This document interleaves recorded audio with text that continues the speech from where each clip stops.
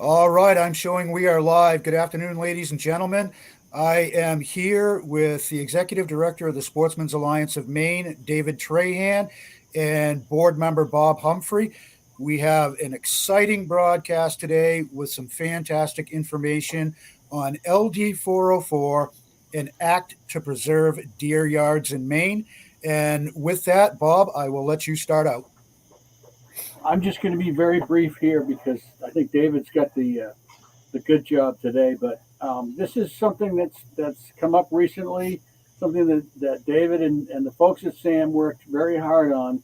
And about the only comment that I have is it just defies comprehension how anyone could oppose or be find this in any way objectionable. This is groundbreaking legislation. This is the state purchasing land to protect deer wintering areas in parts of the state where the deer population is in trouble, and that's the only way that we're going to bring these deer numbers back up. Is do something like this. We're not taking land. The state is purchasing it. The state will own it, and the state will manage it. And there is money available right now to completely fund this effort. So there are no cons. It's all pro, and it sounds like we're going to have um, our first deer wintering area online, and I'll let David speak to that. Sure. Well, first of all, before I start, thank you to all the people that helped in this effort. I've been working on this a long time, long before I took over at SAM, to try to figure out a way to stop the trend of the loss of deer habitat throughout northern Maine, which anybody from that area visits realizes that we've lost a tremendous amount of habitat for deer. And what has happened is the deer population has crashed. Unlike the southern part of the state, northern Maine is lucky to have a few deer per square mile. And in an effort to try to bring the deer back, this is now my third attempt. Last year, we finally got a bill passed, LD 404, to protect deer and manage deer habitat. We got a $40 million appropriation over the next 4 years. That passed as well. And so I've been chomping at the bit for a while now because I knew that the state was negotiating with several landowners on a purchase.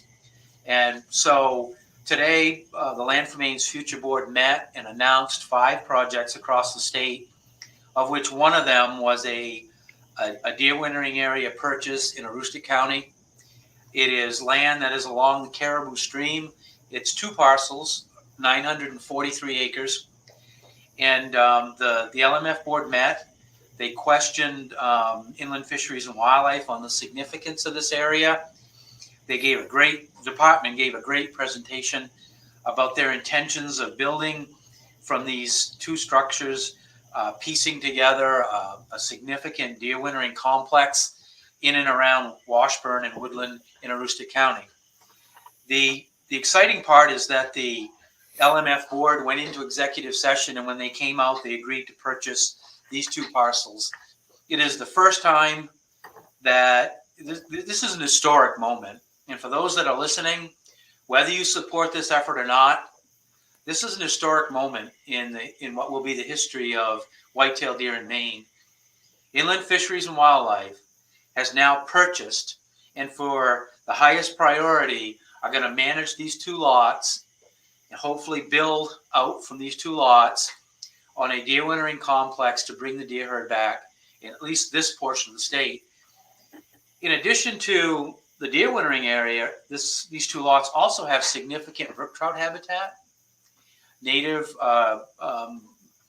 self-sustaining brook trout fisheries. There's snowmobiling, there's fishing, trapping, a whole number of other outdoor activities that occur on these lots. Now, for those listeners that are out there, I say this is the first time, and it's historic, and I believe that's true. But that department is going gangbusters on other purchases around the state, others in the Aroostook County area as well. I'm very proud to thank a long list of people. It starts with the governor, because the governor is very strongly behind this effort. Tom Abello, who used to work with the Nature Conservancy, Jeff Romano, who works with Maine Coast Heritage Trust, Maine Deer Hunters, Sportsman's Alliance of Maine Leadership and Board. There's just so many people. Jerry McLaughlin from the Aroostook County Conservation Association.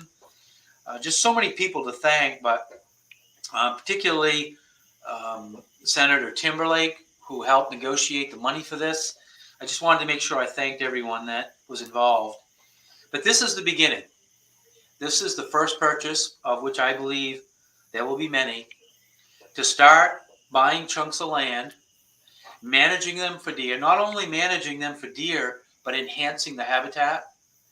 What I was really struck by today was Inland Fisheries and Wildlife's complete, I guess, commitment to managing these areas, including predation control, habitat improvement, food plots, feeding, whatever was necessary to bring these deer back. But also, they presented the history of these two lots going back to the 1980s with historic deer presence on the land. So this land has shown that it sustains deer in the wintertime. That's exciting given where it is. There's not a lot of places left. So I'm very proud to say that together we've started down the road of taking control of our destiny as hunters, as conservationists, as it relates to deer. We have taken control, and we can together make a difference on bringing the deer herd back. I know I just talked with Jerry McLaughlin from the ACCA in Aroostook County. Those folks are incredibly excited about what's happening. They're working with the surrounding landowners to identify more deer wintering areas. They're taking local ownership of restoring deer. And for those that are out there that live along the coast and they don't see a problem with the deer population, imagine tomorrow and the deer disappeared.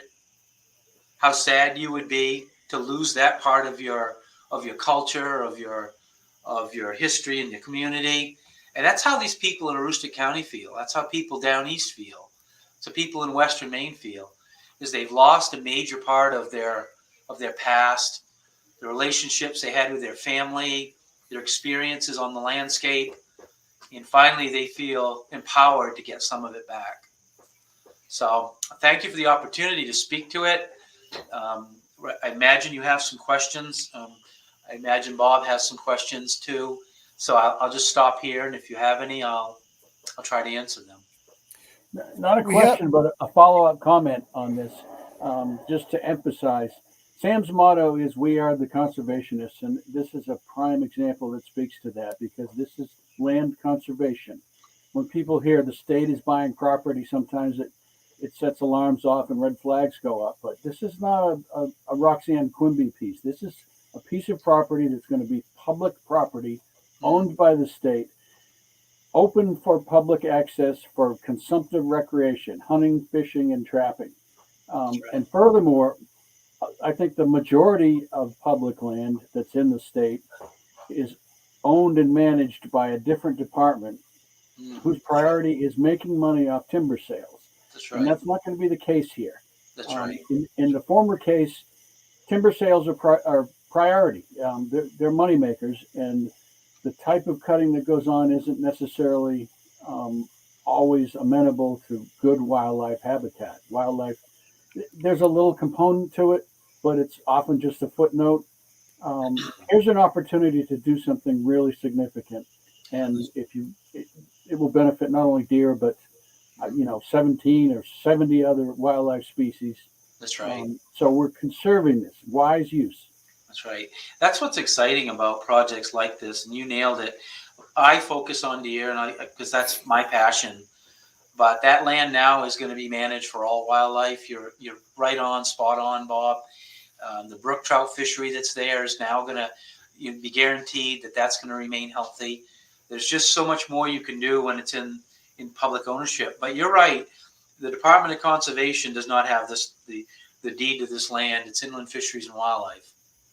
And it can still be cut. They can still do some cutting. Right. In fact, I'm sure they will, because a deer yard, it may be good now, but in time it can it can become over mature. It can grow out of that quality. So if they maintain the habitat by doing a little cutting here, a little thinning there, promote hardwood growth for winter browse, keep uneven age stands so that there's always the right age forest in there, which they're going to do. So this thing isn't going to time out. No, you're spot on that one as well, Bob. The department talked a lot about the surrounding landowners and working with them, buying up parcels around it. You're exactly right. You need some cutting in there to keep the woods fresh and healthy. I also was encouraged by the department. They talked about reseeding some of the species that are in those stands. There is in these two lots, there's a heavy growth of cedar, which you need. There's 120 some acres of wetlands with cedar surrounding it. It's a major component of a deer wintering area. They also talked about adding other species and doing tree planting in there for mass crops and other types of trees that benefit wildlife. The exciting part for me is they've already begun mapping the surrounding area for travel corridors, for landowners willing to participate in a project to bring deer back. The more you can get local support for a project like this, the more likely you are to succeed. I can see the department working with folks locally who have already been doing this for a couple decades to manage the habitat on the ground, to get volunteers to come in and do a lot of the work. A lot of work can be done in the wintertime to watch closely for predation. If coyotes do move in, the locals can alert the department, get them in there, keep the coyotes under control. I am interested in looking at year-round predation control, which includes predation by bears. There is a significant amount of fawns in other states, studies have shown it, that are killed by bears in the spring during a month-long to 6-week period. So we need to do something there. I've been encouraged by my discussions with the department. At the very least, they have an interest in expanding bear hunting opportunities around these deer wintering areas to do things like bait sites and others in hounding and what other forms of bear hunting we have to manage bear around these areas to get the populations to a balance with deer. So I got to be honest with you, I'm so excited. I'm about ready to burst. Been working on this so long, and so many good people have been part of that. I remember Ellie Espling, Representative Espling. She became assistant Republican leader in the House. She's now working for Senator Collins. When she was on the committee, her and I and a couple others worked on a whitetail deer management plan that started us down this road. And I'm going to personally give her a call and say, it was a long time ago, but I know you were passionate about this. And the work that we started way back then is starting to pay fruit. So a lot of people to call and thank, but I am so excited. I do know of other deer areas that are being negotiated, and when those projects come on, they're going to be exciting as well. Some are much larger, some are smaller, but it feels like something good is happening. I've been pleasantly surprised with the willingness of landowners to talk about selling their deer wintering areas. At this point, I feel really good about what's happening. Yeah, and that's another really good point to some of the naysayers. This isn't the state taking land by eminent domain. No. This is the state purchasing land from willing and eager landowners, people who in some cases are approaching the state saying, I want to do correct. this. And also with very strong support from the local community. That's correct. I think that's a big deal. That is a big deal because, and like you said, there's going to always be naysayers, but I got to be honest with you. I've been working on this for over 20 years, and I've always heard naysayers. And those naysayers are standing by, complaining and criticizing while the deer are disappearing. But not just the deer. The habitat that holds the deer is disappearing. If that doesn't make you sad, I don't know what does. The entire landscape in some regions of the state has been changed in my lifetime. To go from a healthy habitat to a one-dimensional early growth habitat that won't hold deer. As a conservation-minded person, which by the way, I've logged for over 30 years and I still do it on the side, I understand the need to cut wood, but I also understand the need to have a healthy forest.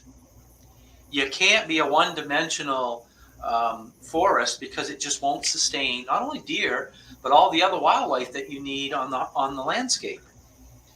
So for those naysayers, you know, continue to criticize, but I know in my heart this is the right thing to do. It has a majority of the population's support, the vast majority of the legislature's support. It's going to happen. And so for the naysayers, you know what? Throw the hand grenades, but sit back and watch. And I think as things progress and we're successful, those naysayers will go away. Yeah, I've engaged several in friendly debate, and once you start to explain the facts, Yeah. their point starts to weaken, and then when you show how many holes in the bucket there are, Yeah. their bucket holds no water. That's right. That's right. That's a nice way of putting it. So I guess with that, if there's not any more questions, I will say that I'm very excited that Inland Fisheries and Wildlife is taking this so seriously. I was very impressed with the plan that they have for the land. I will share with you that we're having discussions internally with the administration around regional management on more than just inland fisheries and wildlife lands, but all other public lands in these areas. There is a change that's going to happen, Bob and Daniel, on the way that we manage those public lots. Wildlife, each lot needs a wildlife management plan. You can cut wood, but you need a diversity of trees on the landscape. And I think you're going to see some positive things come from those discussions. I'm going to engage, I got some meetings being scheduled at Nature Conservancy. Some of their folks are some of the best in the nation, probably in the world, around managing wildlife. It's time to bring in more folks to the team to start talking about regional management for wildlife. We can still have the wood cutting. We can just do it in a manner in which not only do we benefit from the cutting of trees, but we benefit from the wildlife on the landscape as well. We do have some questions and comments. Sure.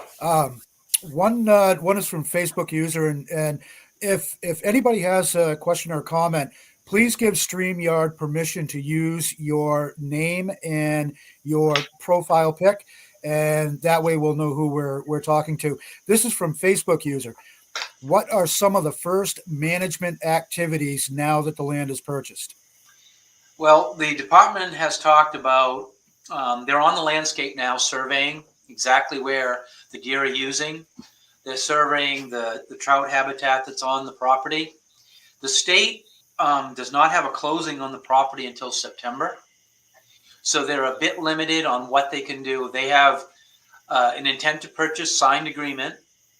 They now have to do their due diligence, search the deeds, get all the lines marked, that sort of thing. But their biologists are already on the ground surveying. They will then come up with a management plan, a wildlife management plan for the site. In addition, they'll put together a predation control program, a habitat enhancement program, and then basically a tree growth plan for the site, in which they break down each lot's forest structure to see how they can maximize it to benefit deer. At the same time they're doing all those things, they'll be identifying other wildlife species on the property. They'll be identifying access points for the public to use it for things like trapping, for fishing. So while they're managing it for deer, at the same time, they'll be putting all those plans together, but also a plan for the public to use both sites. And that's crucial because there are so many other activities when the deer aren't yarding up that can occur on those lands, from brook trout to bird watching to hiking to you name it. So that's all in the process of being developed as we speak. Outstanding. Thank you, David. Bob, I'm gonna pass this one off to you. The Honorable Corey Wilson asks, explain from a biological perspective, how this will increase the deer population. I'll try to keep it as simple as possible, which is rare for a biologist. But basically, winter habitat is a limiting factor for deer. That in other parts of the country, it may be food, it may be water, but in northern Maine, it's winter habitat. There may be enough food or not, but they need shelter. When deep colds, deep snows happen, they seek shelter of softwoods, which ameliorates the snowfall, makes it easier for them to travel in and out to reach food, and also makes it easier for them to avoid or elude predators. So by providing this habitat, it gives them a little bit of a leg up on the severity of winter. They may not expend as much energy over the course of a winter. They may have a better chance of evading predators and surviving the winter with better habitat. I want to add to that. I just turned it down, but thank you. It was Craig Richardson. I want to add to that because there's another component to that that is incredibly important. Because of the loss of habitat on the landscape, what remains of good habitat is in the riparian zones along bodies of water. And what happens in a year like this year, where there's very shallow cover, snow cover on the ground, the coyotes figured out that when there's bare ice on the lakes and on the streams, they can drive what deer are left in these thin riparian zones along the water. They can drive them down onto the ice. And anyone who's ever seen what that looks like, it is one of the most gruesome things you can imagine. These coyotes will drive a deer out onto the ice, they collapse on the ice, and then the coyotes come in and tear them to pieces. They don't kill them quickly, they tear them to pieces. By having larger complexes like the department is building, those deer have more escape routes, they have more options to avoid predators, and they're easier to manage. In deep, deep winter snow cover, those deer are confined to these narrow paths. So they have it bad no matter what the winter's like. If it's an open winter with very little snow, they're going to get killed on the ice. If it's a deep, deep snow, the coyotes are going to push them into the deep snow and they're going to kill them in the deep snow. The ability for the department to know where these deer are and manage the predation, no matter what the winter conditions, allows you to expand the deer herd. If they need to supplement their feed in those deer yards, they can. But what I'm excited about, and the difference between, say, a place like Anacostia Island, who has poor habitat but a lot of deer, the difference is predation. Here with coyotes on the landscape and bears growing in their population, we've got to do something to control predation. And I'm excited because now there's more options for the department to do so in an effective way. Absolutely. Absolutely. Steve Mishu says, just outstanding. Such great leadership, David. Thank you. Without a doubt, Sam's greatest accomplishment. Wow. You know, that comes from a man I respect. That touches me to the core. Steve's a good man. Thank you, Steve. Yep. Yeah. And now, just a quick shameless plug. Remember who did this? It's Sam. So folks, go to sam.com and sign up, become a member. Thank you for that, Bob. Yep, you know, I do want to expand on that. You know, as we move along, and I'm going to keep saying it because this is the important part about what we're doing. As sportsmen and women, all of us love different components of the outdoors. And we have this incredible power when we join our forces together, whether it's SAM, Maine Deer Hunters, whatever the groups are. If you have a common passion for the outdoors, when we can put our forces together, we become an incredibly powerful political force that can make landscape change. And this is a good example. This is going to take a decade or two to fully implement. We must keep our groups together, keep our power consolidated, be influential in elections and influence candidates. I was, just part of another discussion related to restructuring the antlerless deer permit system. When that's all said and done, there's going to be revenue generated for that system. And I want to highlight this because it is a powerful tool going forward. Because of the political environment, more and more people are buying firearm and firearm-related components, of which there's an excise tax paid to Pittman-Robertson, which is the federal program. For every dollar we generate from that antlerless deer permit system, goes into the deer management account, which can buy deer yards and manage deer yards. There's $3 federal available to match it. If you raise $500,000 in that system, that means that there's another $1.5 million in federal money available. As sportsmen, it's crucial we know that, so that we can protect that money and make sure it's invested in restoring deer. So depending on how much we end up with from that program, that restructuring, it's possible we could have millions of dollars a year available as sportsmen at very little cost to us, because we spread our influence in our dollars over such a big pool that it doesn't cost each individual hunter much. But when we understand collectively, we can generate millions of dollars in the political clout to restructure the landscape. If that doesn't give you goosebumps, I don't know what will. And going forward with this, today's news is exciting news, but it's going to be very exciting to see how this plays out in the future. I know that you've talked about the potential of other landowners coming on board. I can't wait to see what happens. And to everybody involved, David, to you, Bob, Maine deer hunters, everybody involved in this, thank you so much. Yeah. I do want to have one more plug for Nate Webb, who's the Wildlife Division Director for Inland Fisheries and Wildlife. I told him today, earlier before I came on this call, I said, what excites me, Nate, is you're a young man. You can't go anywhere. You have a passion for this, just like I do. Take this energy. Please stay there until this is fully implemented. People that work in state government, they can work up a ladder. He's pretty high on the ladder and he's still young. I'm so excited that he'll be there and he has a passion to do this. There's so many people that Judy Camuso, the governor, Tom Abello, Jeff Romano, all of these people had a part in piece in this. And for them, I say thank you. So going forward, let's see how it plays out. I think the next deer yard on the list is gonna shock people how large it is.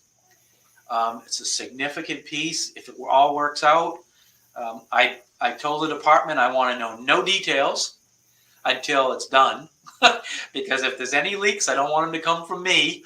I don't want to jeopardize any purchase, but what little bit I know, it's pretty exciting. So well, that sounds like a great teaser for our next episode. Absolutely. Absolutely. I do think we should come back and talk about coyotes. There's a plan coming out of a fur bearer committee this Thursday related to coyotes and dramatic changes to how we manage coyotes. I can tell you that Sam and I bet Maine deer hunters are going to be troubled by what we hear on Thursday. Things like creating a season on coyotes, restricting, not having any coyote season during the pup rearing season, which is very lengthy, which means most of the year you wouldn't be able to hunt coyotes. Proposal to regulate night hunting by wildlife management districts, so you could ban it in some areas. There's a whole series of proposals coming, ideas. Jerry Levine's going to be sitting next to me at that meeting on Thursday. It's a public meeting, so as soon as I know how to link you to it, I'll send you the link. But there's a battle brewing on managing coyotes. And again, we have to be unified as an outdoor community. There are folks that want to end the management of coyotes in Maine. There's also the restructuring of the antlerless deer permit system.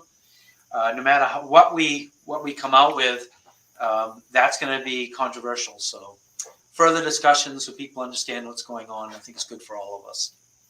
Well, So I'm glad. Go ahead. Go ahead. No, go ahead, Dan. I'm glad you mentioned that about the coyote. Bob and I were actually having a discussion about coming on and doing a live. So I think that's perfect timing. Absolutely, it is, and the proposals are game changers for coyote management. Luckily, we have probably the best deer biologists out there. Bob is awesome.